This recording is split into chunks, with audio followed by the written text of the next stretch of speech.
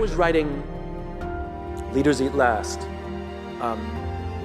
I got to the point where I couldn't do it.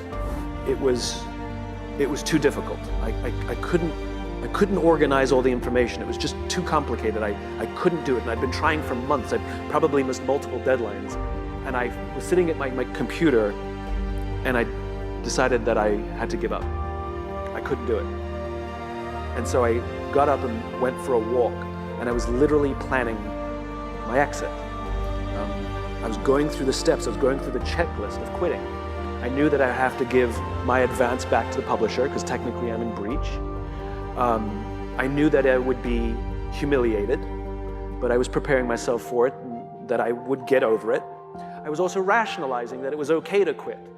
I told myself there are thousands, 10,000 books published every single year. No one will miss this one book.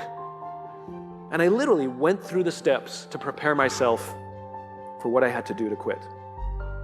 I'm not sure why I did this, but I called a friend of mine who at the time was in the Air Force Special Forces, and I don't even think I said hello when he picked up the phone. I simply asked the question, what do you do when you can't complete the mission? And as is his habit, he just started telling me a story. He was a helicopter pilot, and they had a mission in Afghanistan that was a suicide mission. All the intelligence showed that the air defenses were just too great, and none of them were going to come out alive. And it wasn't going to be one of those kill Hitler missions where we're all going to die, but we'll kill Hitler. This is like, we're all going to die, and the mission will also fail. And he was preparing his helicopter for this mission, and his wingman turned to him and said, what do we do? We've got wives, we've got kids. Do we refuse to go? What do we do?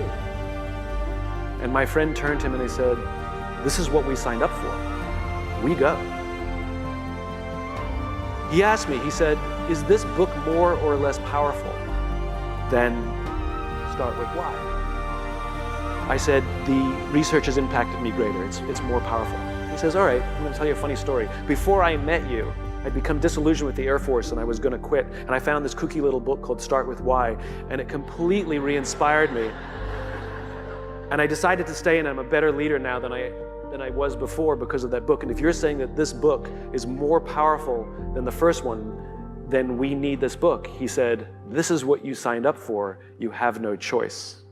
The underlying message of this is what you signed up for, you have no choice, wasn't a mean message. The underlying message was, and I will be here with you.